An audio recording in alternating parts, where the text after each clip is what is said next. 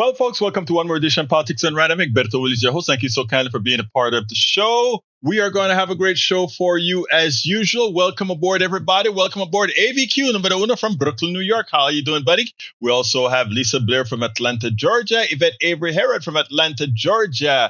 Paul Fleming from Powder Springs, Georgia. Harry Denson from Missouri City, Texas. HZ Del Senor. Eric from Kingwood, Atascocita. Welcome aboard, Martinique. Akin Fasole, Cowboy Hat, Susan Foster, Catherine, Maureen, Lady Historian, Deborah Frost, and Nita McIntyre. Thank you for being here, everybody. We're going to have a great show for you today. How's everybody doing?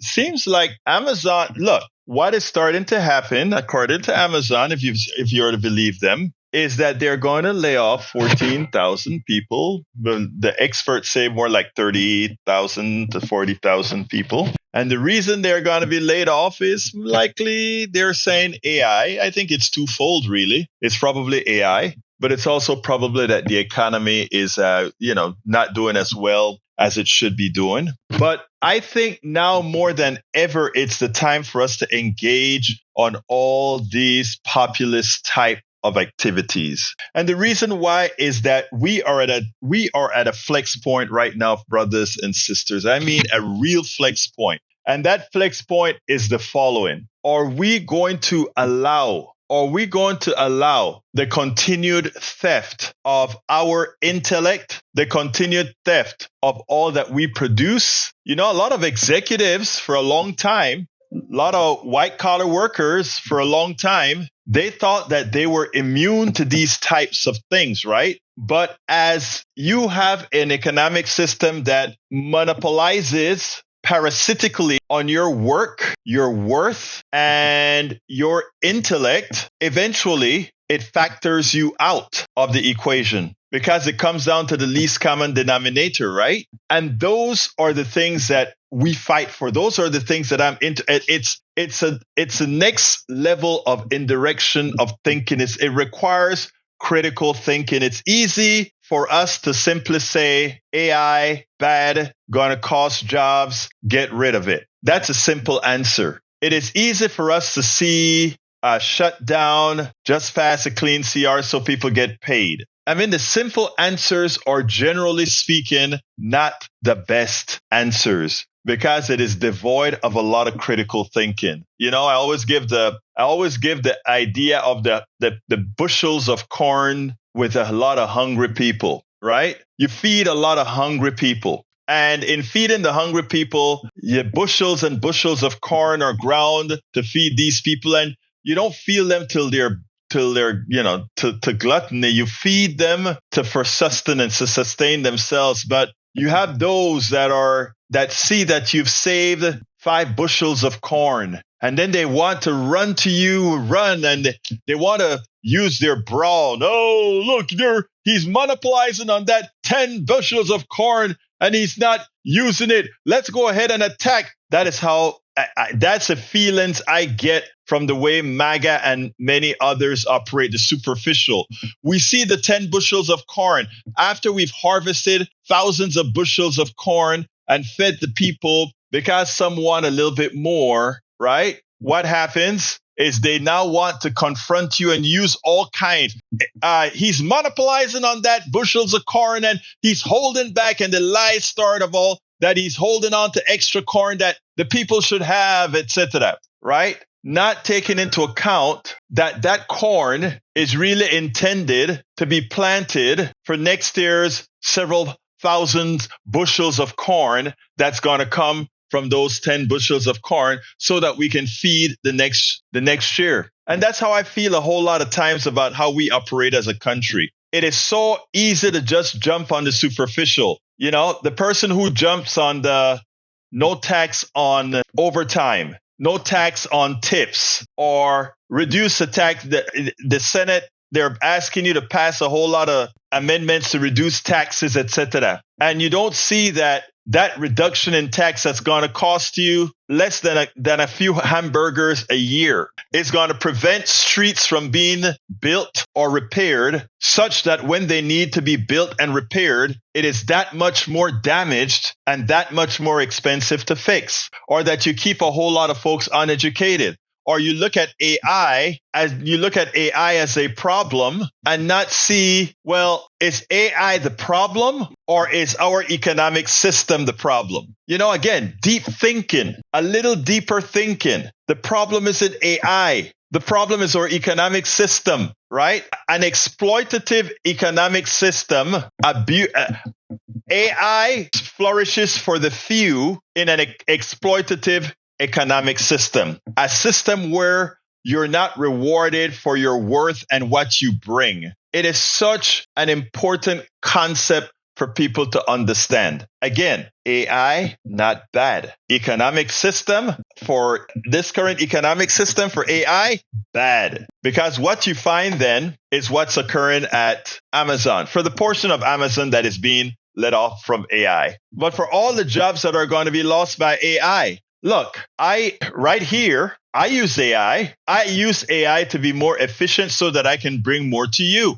right? There are certain parts of this job that is very repetitious. Creating a headline that passes SEO. I would normally go ahead and write down headlines for SEO, a whole bunch of headlines. I can go ahead and say, okay, here is what I'm talking about. Give me, based on what's out there, the best headlines that promote this message that I'm wanting to do. Normally, I would either spend a whole lot of minutes doing that, or I could hire somebody else to do that work for me, or I could pay an AI company to go ahead and say, let's see all the headlines that are out there that are similar to this, that are having a further impact on search engines so that you will be found, right? So right then and there, you've eliminated jobs, but you've gained efficiency. Am I a bad person for using AI to do something like that? No. But will jobs be lost? Yeah. Is that bad? Yes. How do we mitigate it? We need a different economic system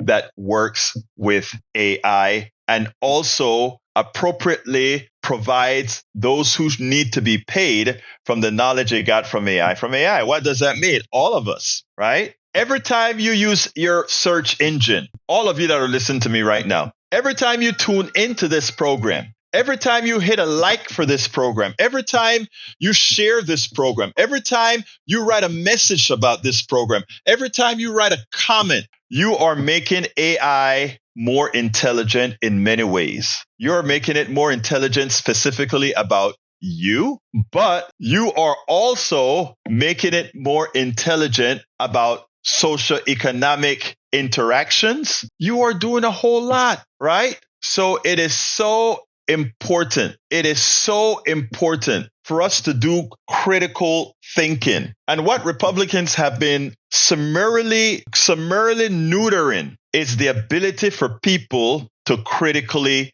think. That's why they want to get rid of books. That's why they don't, that's why they, there are teachers in the Houston Independent School District. A woman came on my show this morning. Her name is Ruth Kraser, I think is her name. And she came on and she pointed out that in schools in the Houston Independent School District, teachers many times can't be teaching from the book, but from the printouts because the book is too complete, right? We are trying to get you to not critically think, because when you start to critically think, you realize some realities. Nobody deserves to be a billionaire. Nobody earned being a billionaire. Nobody earned me being a half a billionaire. AI wasn't created by the few techno bros. AI was created by all of us. All of these things are realities that when you sit back and close your eyes and think about it and think, what is your position in the big scope of things, right? What is in the big scope of things? And you start to say, the reality is we are in fact a collective, and what we have are a bunch of robbers and parasites that uses the collective to enrich themselves and leave us dry. Esprit, that's not a Republican. What I just said is not Republican at all. That is actually reality. Leader Bearcat said, Egberto, you won't change who is a billionaire. They are here. Oh, no, they are here. But it's not a matter of changing who's a billionaire. There are more of us than them. There are more of us telling the truth than them trying to pay to keep you uninformed. So when more of us become informed, we will be able to tax their theft, tax their parasitic behavior out of them. It's that simple. You're simply wrong, Mr. Bearcat. They're not here to stay. They're here to stay as long as we allow them to continue the theft. Remember that. They are here as long as we continue to sanction the theft. And when we decide that we are going to start thinking critically, when we decide that we are going to start accepting what our worth really is, then we can actually start to make progress. But it doesn't start with one talking head like myself saying these things, right?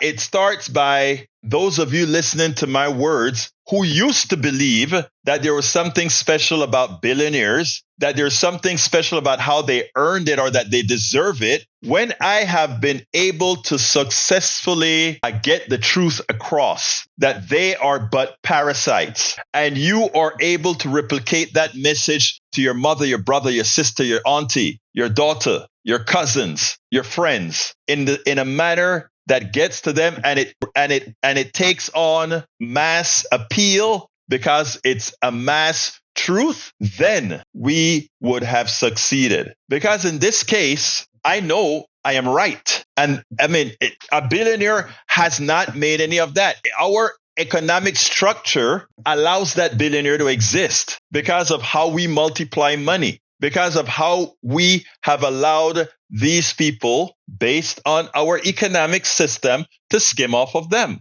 As an example, you go to work every day, and I know this is going to be repetitious to those of you who are regulars here, but I must say it for our newcomers. Let me show you how we talk about parasitic behavior and how this breaks down. And this goes with corporations and how they're created, how they're formed. But let's skip the step about how they're created. Let's just go to the step of how shareholders, etc., operate, the wealthy operate. When you are invested in a company, when you are invested in capital, in other words, if you have a few dollars and you are invested in capital and you have a lot of capital and you simply put your capital in Exxon, you put your capital in Microsoft, you put your capital, meaning you buy stocks in those companies. When those companies increase in the value of that stock, right? That is called capital gains. It's just a profit that you've made from buying that stock. When a worker goes to work, he makes income or she makes income by the work they do with their hands, by the work they do with their intellect. If you're a doctor, by the work you do by cutting people and making them well. If you're a teacher, the work you do by moving education forward, moving knowledge forward. You are working, you're doing stuff, and you get a salary or a wage. Your salary or wage is taxed at up to 38%. If as you make more money, your money is taxed at a very high rate. But you're just a middle class person, so you pay those taxes. And millions of you are paying that maximal tax. But if you were a wealthy person now, however it is that you got wealthy, we're not going to go to that part because a lot of people got wealthy in many ways, including stolen lands, on many things. But we won't go there. You're wealthy. You're wealthy. And now you buy stocks. Your stocks appreciate and you get something called capital gains. In other words, the value of that stock goes up. You have two options. You can sell that stock and realize that profit that you made from the price going up in that stock, right? And if you sell that stock, the taxes that you pay on that stock, even though you're rich, you are making less. You're paying less than what that person who worked with their hands, what that doctor is paying, what that teacher is paying, what that a sweeper is paying, that garbage person is paying. You are going to pay, if that garbage person is getting $80K a year, he is going to pay more in taxes on a percentage basis than you, who are a millionaire who sold those taxes. So therefore, your money grows at a faster rate than his, because our tax system, our economic system allows it.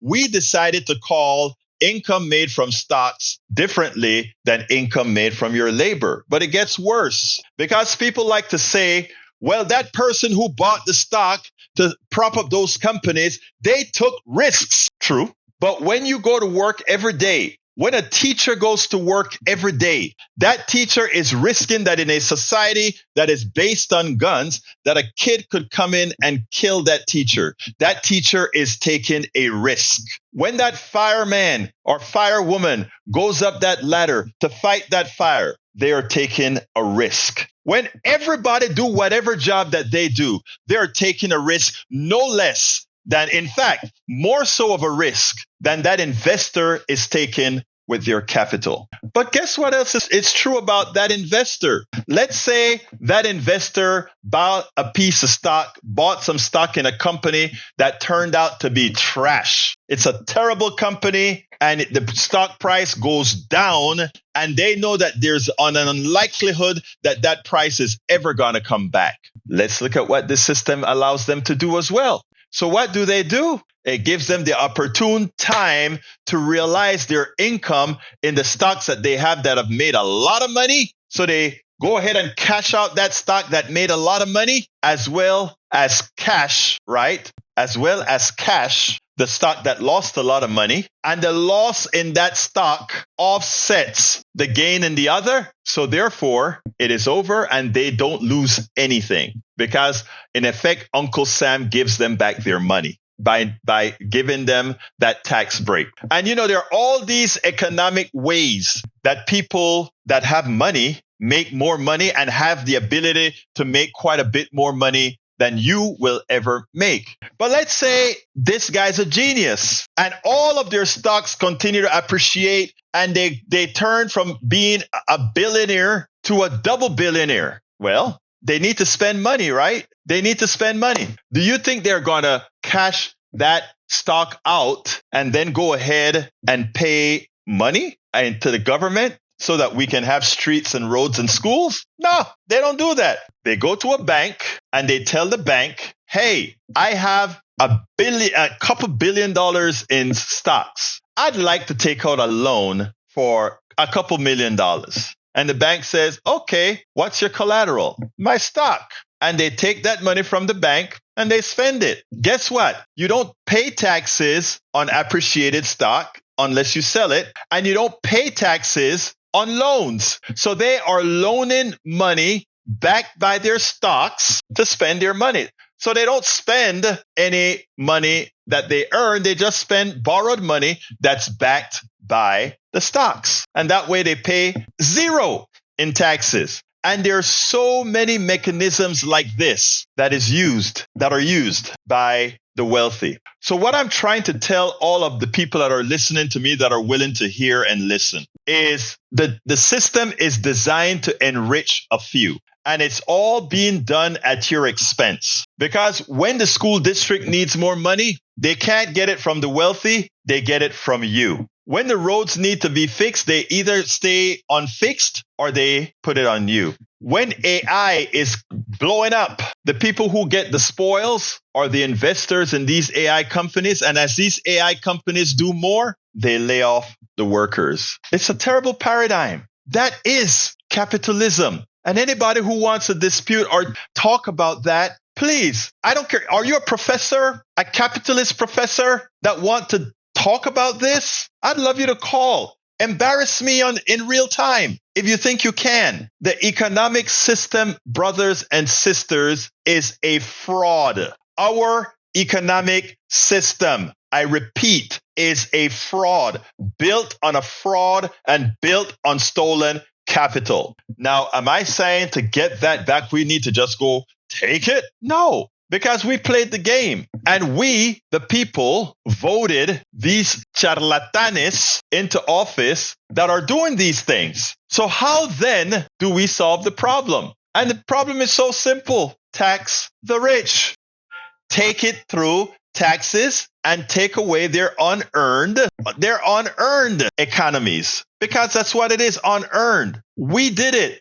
I remember do you guys remember when Obama said they didn't do it? And that made national news and the news picked it up. And all the while I am saying, Obama, thank you. They didn't do it, Obama. They didn't do it. They didn't do it. And the took it and ran with it. And they made Obama look like some sort of a communist because he told the truth. He told the truth. The people that did it, the people that do it all, I am looking at them right now, or I'm watching you right now. You are the ones in the chat. You are the ones that are listening on these different areas. You are the ones. And until we accept what we are and who we are and what we've done, we're going to continue to allow the charlatanes from Donald Trump, how can somebody so dumb be so rich? That's what I'm telling you, folks. It's not about intellect. It's about a flawed economic system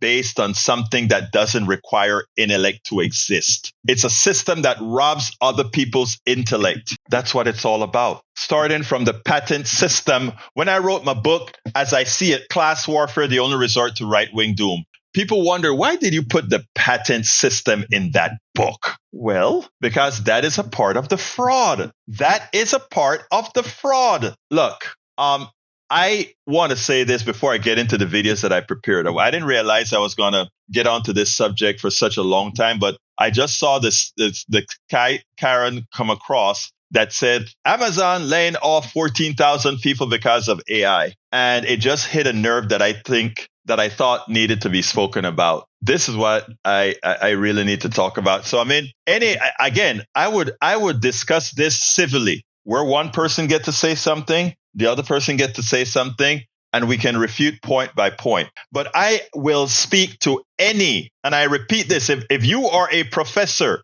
if you're an economics professor who believe in capitalism, who honestly believe in capitalism, I'm not going to have a talk like I saw on Jacobin, because I think that discussion on capitalism, the one with Richard Wolff, was great. But a lot of times when they cover it, they don't cover it the way that it should be covered, in my humble opinion. But any professor wants to discuss this and that believes in capitalism, I am ready to talk to you right now. Capitalism is a fraud. It's an extractive system. What we need is true free enterprise with a strong social safety net. And until we get there, all the problems that we have will continue. And just heard about crypto crashing. Oh, it's going to crash. All of these things are eventually going to crash. Catherine Hill. And yes, Margaret, people mistake capitalism for free enterprise. You're so right about that. Capitalism isn't free enterprise. Capitalism is market manipulation and the parasitic theft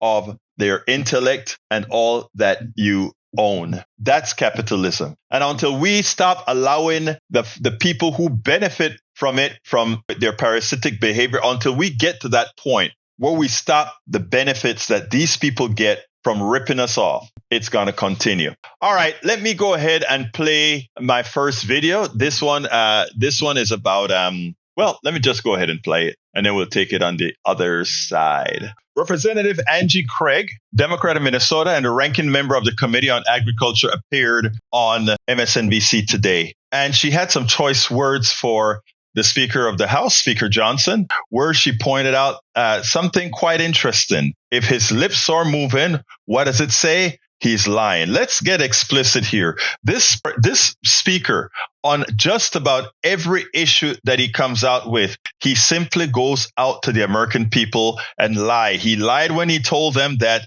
the big, bad, beautiful bill just stops illegal. It was the cuts in Medicaid was to stop the illegals from taking advantage of the healthcare system. It's a lie, as many people are going to realize, that good people are losing their healthcare. It's a lie when he said that so much of these different programs, Medicare, etc., was being given to these illegals. And now again, he's lying when he states that the emergency fund that is there for SNAP, for food stamps, he somehow cannot use. He's lying. And the Congresswoman said it well. She said it explicitly. Let's listen to her, and then we'll take it on the other side. Minutes ago, that more than 24 states have now sued the Trump administration in a last-ditch effort to maintain SNAP funding. Joining us now is Democratic Congresswoman from Minnesota, Angie Craig. I'm always happy to have you as a guest, but particularly now, given this lawsuit that was just filed, what can you tell us about it? Well, I'm very proud of my Attorney General, Keith Ellison, in Minnesota. He's among 22 other states who filed an action against the Trump administration today. Candidly, I said last week, we need to sue their asses. This is illegal what they're doing. We have appropriated money. It's over $5 billion into a contingency fund that until last week on the USDA website itself, it said that this money could be used during a government shutdown. And we know they also have the authority to also move other money around and pay November SNAP benefits. The bottom line, Chris, the administration is choosing not to pay 440,000 Minnesotans their SNAP benefits in November. They're choosing not to pay 16 million children who have access to SNAP benefits. They are choosing to do this. It's illegal, it's immoral, and it's probably one of the most cruel things we've seen out of this administration so far. Well, let me talk about the other side of this. The Agriculture Department has a new message on its website blaming Democrats for this upcoming lapse. And so Speaker Mike Johnson, who also defends the Agriculture Department's refusal to step in and use contingency funds to help, said this. We want to fund SNAP, but they did the legal research and they could not find a 1930s era statute to bootstrap that one. The contingency fund was approved by Congress. And when the Democrats voted against the CR, they voted against the ability of us to use that money. And so 42 million people are going to suffer because they're playing political games. So I just want to repeat that and get your reaction. He says when you, the Democrats, voted against the CR, the continuing resolution, you voted against the ability to use that money. What do you say to that? I say if his mouth is moving these days, he's lying. There has never been a lapse in appropriations for SNAP in any other government shutdown. This isn't new territory for this administration. They know. Secretary Brooke Rollins, her own website up until Friday night, spelled this out clearly, that contingency fund can be used to fund SNAP benefits in November. It wouldn't be enough to fund the entirety of the benefits, but she also has the authority to move money around to make November benefits whole. So anyone who says the administration can't do this is just lying through their teeth, which frankly, I've just become accustomed to during this shutdown. And look, where's Donald Trump? He needs to come back to the United States and get this government open. He's literally in Japan today telling people to buy foreign cars. This is insane. First, he wants us to buy Argentine beef, and this week he wants us to buy foreign cars. What happened to putting America first in this administration? You know, this man, the Speaker of the House, Johnson, likes to profess his Christianity, likes to profess his conservatism. What he really should be professing is his inhumanity. Because, while they're talking about food insecurity, while they're talking about all these issues, let's cut to the chase. We're not talking food insecurity per se. We're talking hunger. Americans going hungry in the wealthiest country in the world, in the country that produces the most food per capita than anywhere else on this planet. And we have people who will be starving. Folks, this can only happen in a failed economic model. You cannot have 42 million people having to receive food stamps because they don't make enough, as all or major corporations, many of them who hire these people that are on food stamps. You cannot have a system like that if it is not a failed economic system. So yes, we have to solve the problem with opening the government and the health insurance problem. But all of those are band-aids. We have to have a complete revamp of an economic system that allows the same corporations that hire these people at a pittance to profit widely, as these people have to suffer the indignity of having to depend on food stamps to exist, to prevent their hunger, to survive. This is something that we, the people, have got to understand and see and also end. We need to modify this economic system in such a manner that these things, these inequities, these failures, the allowance of parasitic billionaires to exist, it must end. And you are the one who has to end it. You are the one that has to end it. But the reality is we have to be educated. We have to be enlightened. We have to leave the dead baggage behind. And there's a lot of dead baggage that we need to leave behind. And I'm saying, you keep trying to drag some folks with you folks. But again, for the folks that are forever sycophants into a system that fails them, let them go. Lady Historian says he's salivating, psychopathic, malignant, narcissist suffering, cognitive crashing. Yeah. And she also says finding the optics of hungry people on the streets is unacceptable. I know. One of the things that we have is that so many people are sorry you have to go, Catherine, but thank you for having come for the first half. Is that people in America know how to suffer in silence. And I wish more people would suffer outside of silence so that we can tell their stories. In fact, for anybody who has a story to tell, whether it's a healthcare story, a food sufficiency story, any kind of story, drop me a line. We can either do an anonymous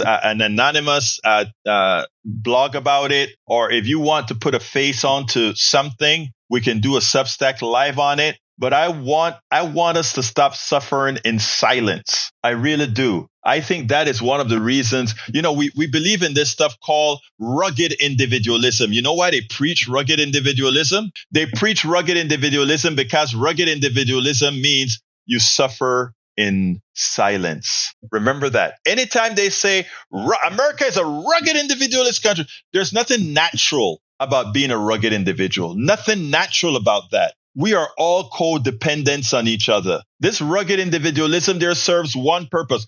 Those corporations aren't rugged individuals. They need all of you. They profit from all of you. They're not rugged individuals that stay insular to the corporation. They need you. So what crap is this about rugged individualism? Bridge MCP says New York State will fast track $30 million in emergency food assistance as the ongoing government shutdown threatens New Yorkers' SNAP benefits. That's the difference between a blue state and a red state. They invest in their people. Governor Kathy Hochul announced Monday, the U.S. Department of Agriculture announced earlier Monday that SNAP benefits will not be issued starting on November 1st due to the government shutdown. About 3 million New Yorkers receive SNAP benefits to buy food. This will support our food insecurity, our food security, Hochul said. It will help keep food pantries stocked. Let me tell you, a red state like Kentucky, 600,000 people are on assistance. I want you to map that with New York.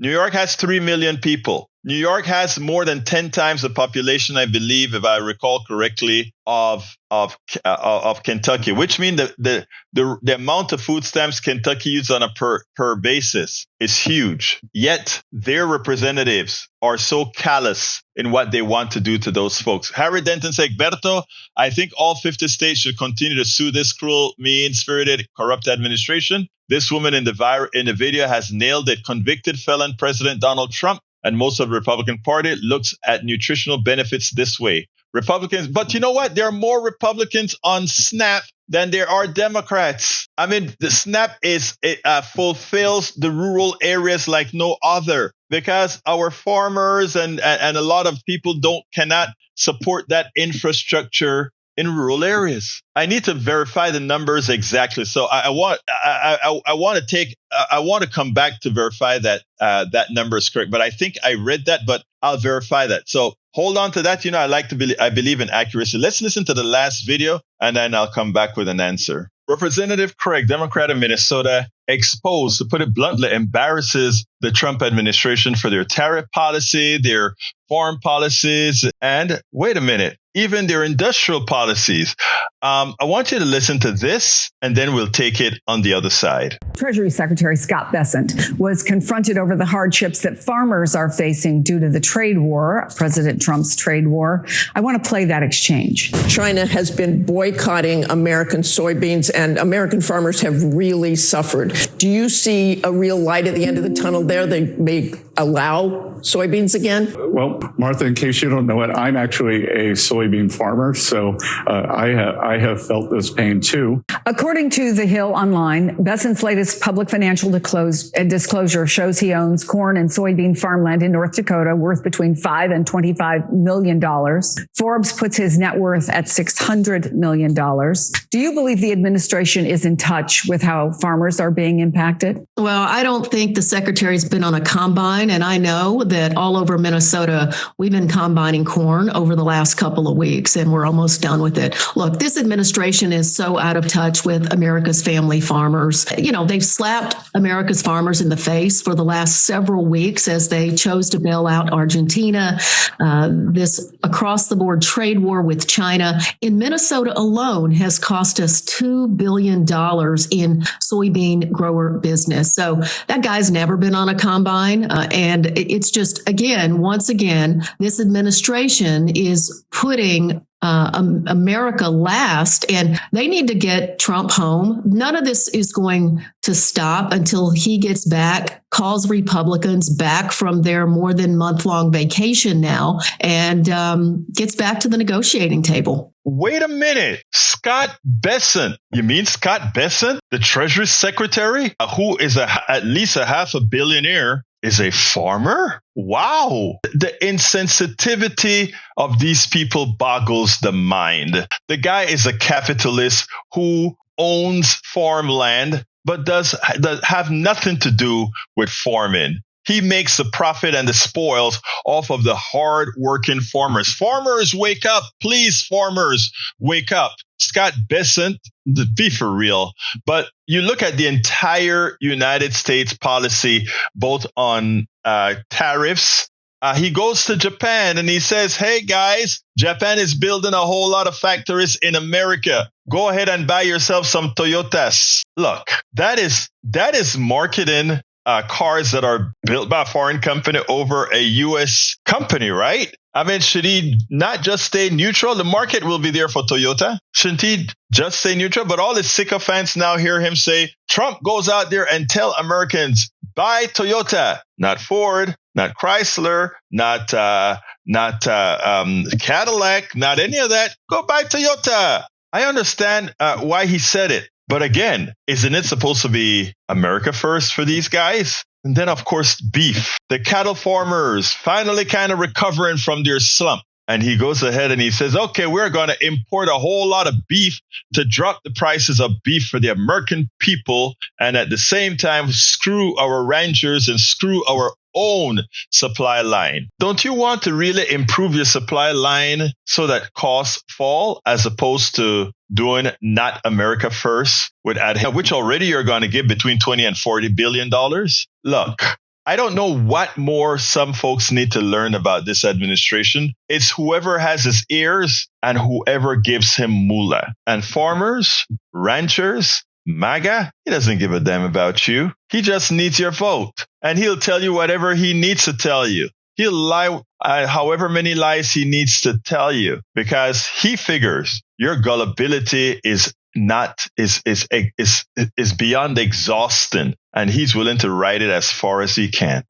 Your gullibility, he's ridden to take it to the limit. All Fleming, I hate to hear that it says, Trump just banned states from being able to wipe medical debt from Americans' credit report. The Biden-Harris administration had moved to wipe medical debt from credit reports. Now this new rule will keep $220 billion in medical bills on Americans' record. You see, again, it is never give to the middle class, never give to the others. They want to hold you by a stranglehold. If you want to have a clean medical record after you've had a bad impasse in healthcare, oh my God, you can't. People, how many times did Donald Trump go bankrupt?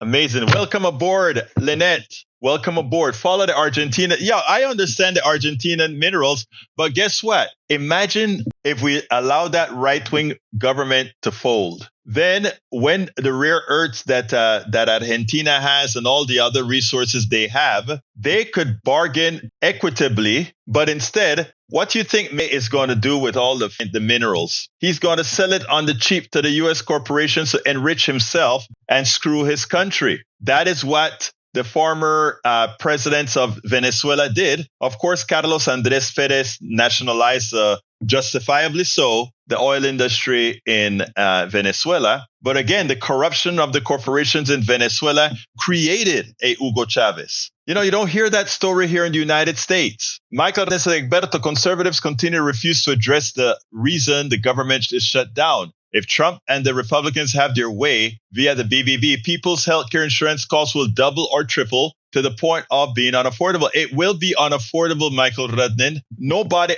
a person making $80,000 cannot afford to pay $36,000 in healthcare. They cannot. So they are going to leave that alone. They're going to be without health insurance, or they will find some companies selling them junk and a semblance of health insurance. A semblance of health insurance. Lady historian says Canada and Australia, the rare earth minerals too, as does Japan and Ukraine. And we also have rare earths in the United States. I just don't know how much, where, etc. But we do have it as well. By the way, the rural areas on a percentage basis take more food stamps, more SNAP than the urban areas. I repeat, food stamps, SNAP in rural areas are much higher by 3 percentage points between rural areas and urban areas. So rural areas get a lot more food stamps than urban areas. So when Donald Trump is screwing with SNAP and all of that,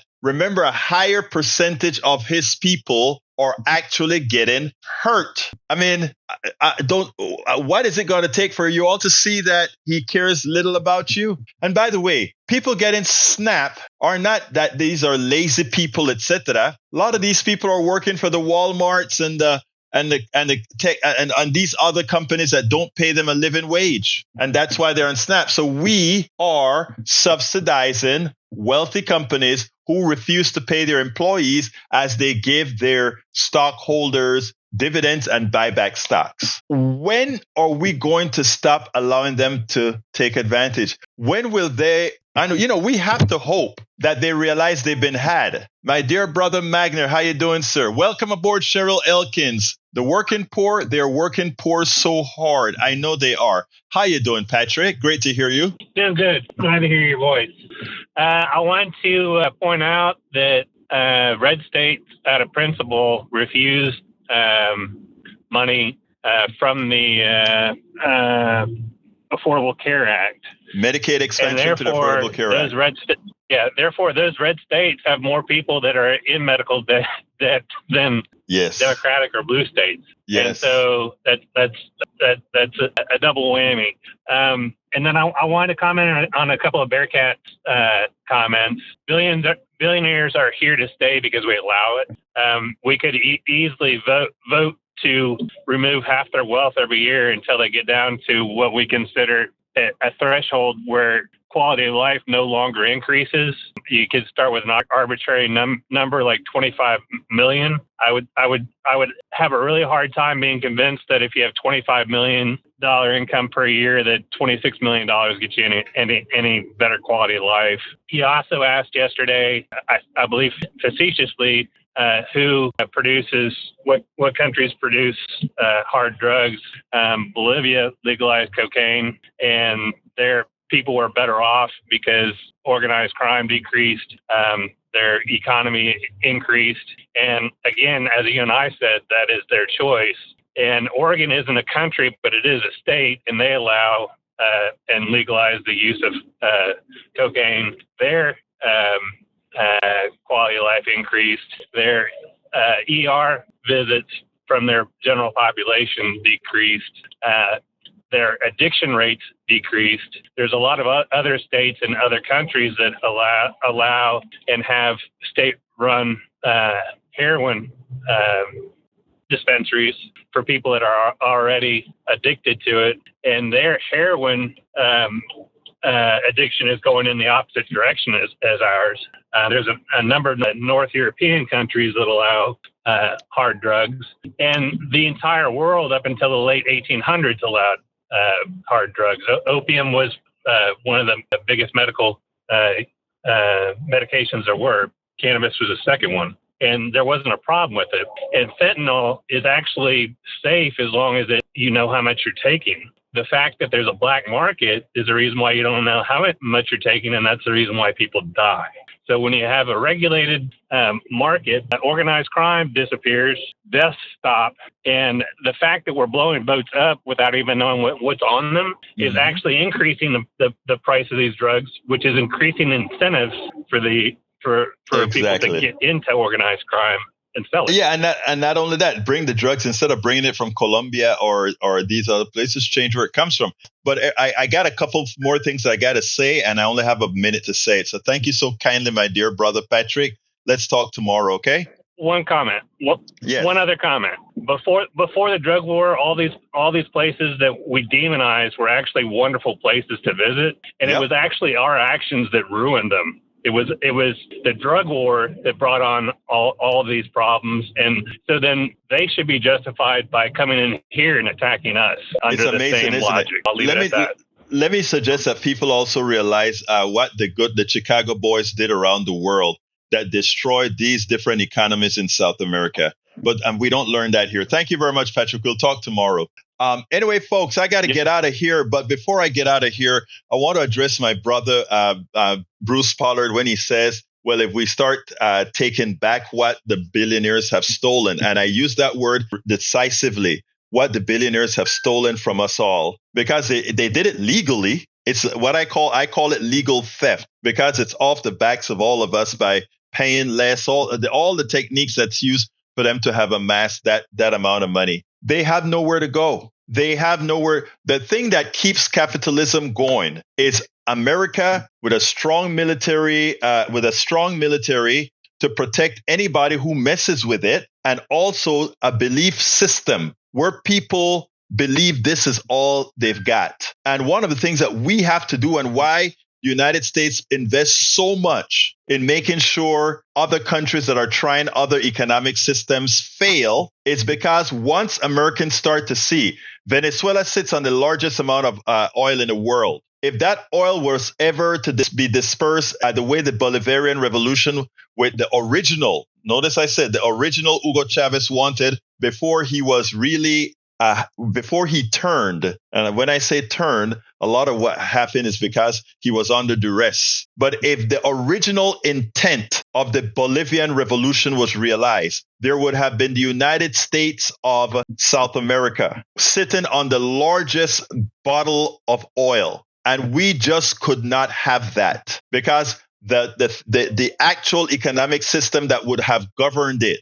would have been one where all the spoils, the gold, the oil, the silver, that places like Venezuela and these other South American countries, Guyana or Washington, would have been shared among the population under the Bolivarian Revolution. But America could not allow that to happen, because Americans would then ask themselves the question, wait a minute, all those lands in Colorado where fracking is occurring on public lands, that's our money. All those forests that are being cut down in the Northwest, that's our money. All these natural resources that corporations take and give to their shareholders and pay a pittance in fees is our money. Folks, the fear of Americans getting intelligent, the fear of Americans wising up to ask the question, why? Why do we allow ourselves to be voluntarily rate. When we ask ourselves those questions, if we ever realize what the answer is, then the economic system as we know it today is over. And we'll really start building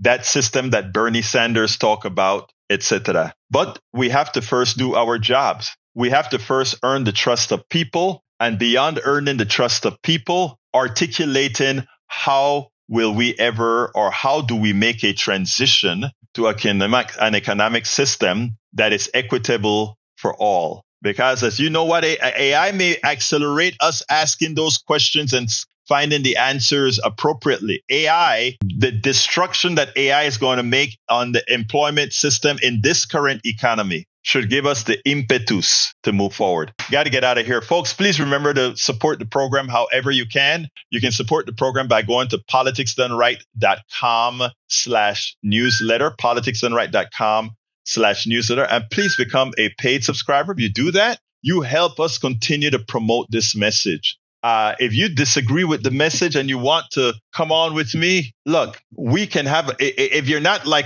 let's say CSAC who just wants to talk over folks. If you want to go question and answer and question, in other words, you make a statement and I answer, I ask you a question and we have a real dialogue so we can get it for everybody to see. I'll love to entertain somebody that is diametrically opposed to my beliefs on capitalism, but I would like to have a civil conversation where we don't have junk, misinformation, and crap. We talk from a mutual respect point of view. I'm always ready to have that conversation. I've tried bringing on professors to have that conversation and nobody bites. Of course, the ones that bite are the ones that are already talking this way, either that I've learned from them or that they agree. You know, specifically Richard Wolff and a few others. Anyway, folks, we got to get out of here. Love you all. My name is Egberto Willies. This is Politics Done Right. And you guys know how I end this baby. I am what?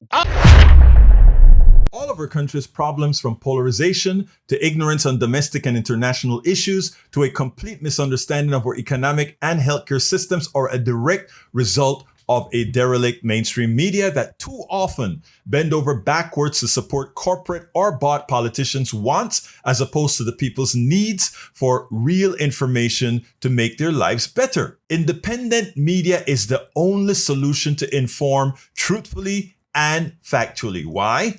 Because our loyalties are to you, the ones who fund us with small dollar contributions and subscriptions. Please consider supporting our independent media platforms by subscribing to our Egberto Off the Record newsletter at politicsdoneright.com/newsletter. Again, that is politicsdoneright.com/newsletter. It's an investment that pays incalculable dividends.